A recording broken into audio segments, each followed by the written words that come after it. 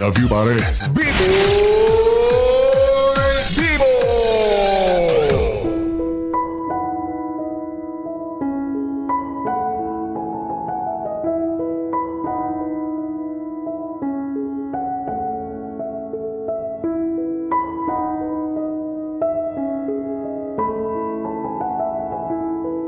BB Time with B-Boy Bibo. B-Boy Bibo.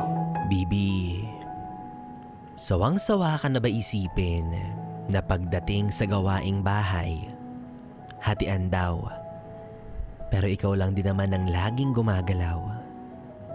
Alam ko minsan na pagod ka na sa maraming aspeto. Mula sa mga responsibilidad mo sa trabaho, tapos pag uwi mo, may mga gawaing bahay pa natatambad sa'yo. Isang malalim na buntong hininga para sa mga walang magawa kunding sundin ang sariling utos nila. May iisip mo na hindi ka naman mag-isang nakatira pero bakit lahat sa'yo inaasa? Pagluluto, pagwawalis, pagtatanggal ng alikabok, pagdalaba, pagkikiskis ng banyo, ultimo simpleng paghugas ng mga plato. Lahat yun sa'yo. Baka kasi minsan, masyado mo ring inaako.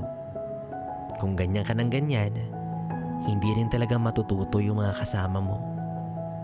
Pero alam mo kahit papano, bilib ako sa'yo. Ang dami mong kayang gawin. Kaya mong doblehin yung lakas mo.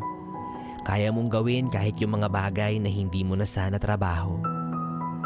Pero paalala lang, na huwag ka ring magpaabuso. Sa responsibilidad, nararapat lang na hati-hati kayo.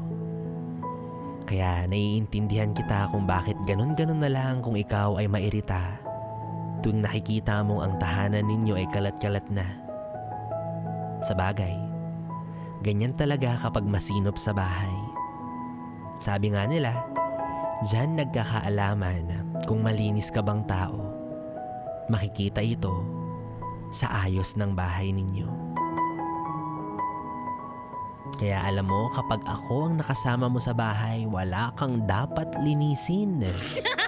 Oo, pag si Biboy Bibo ang kasama mo, wala. Makalat akong tao pero wala akong iniiwang ebidensya. Wala kang makikitang bahid ng kahit ano sa pader ninyo. Oo, kahit sa kumot, wala. Tisyong ginamit, wala. Sa basurahan ng diretsyo niya.